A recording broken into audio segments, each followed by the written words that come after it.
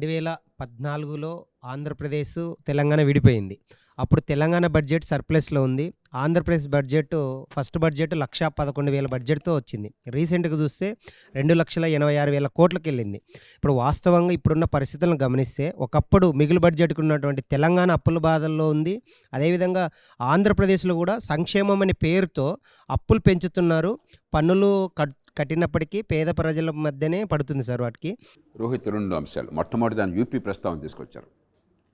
ఉత్తరప్రదేశ్, ఒరిస్సా 2 రాష్ట్రాలు తీసుకోండి, పేద రాష్ట్రాలు, మనకంటే తక్కువ తలసరి ఆదాయం మనలో సగం ఉంటుంది. తెలంగాణ 2,70,000 3 లక్షలు ఉంటే యూపీలో 1,09,000, మనలో 30%, 35% యూపీ. కానీ 74,000 కోట్ల రూపాయలు రెవెన్యూలో మిగులు, అంటే రోజువారీ ఆదాయము, రోజువారీ ఖర్చు. సంక్షేమం లేదా? యూపీలో బ్రహ్మాండంగా సంక్షేమం ఇస్తున్నారు. సంక్షేమం వద్దున ఎవరు అనరు.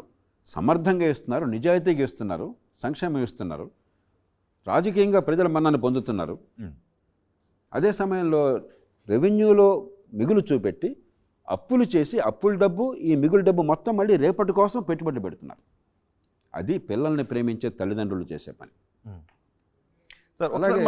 అలాగే ఒరిస్సాలో 26,000 కోట్లు ఏడాదికి రెవెన్యూలో మిగులు.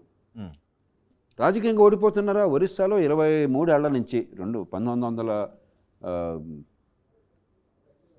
సంవత్సరం నుంచి 24వ సంవత్సరం అదే ముఖ్యమంత్రి, అదే పార్టీ కొనసాగుతున్న అధికారంలో. కాబట్టి మంచి ఆర్థిక వ్యవస్థ, మంచి రాజకీయం, సంక్షేమం, అభివృద్ధి, సమతూకం సాధ్యం. మరిన్ని వీడియోస్ కోసం ఛానల్ ని సబ్స్క్రైబ్ చేయండి. లేటెస్ట్ అప్డేట్స్ కోసం వాట్సాప్ ఛానల్ ని ఫాలో చేయండి.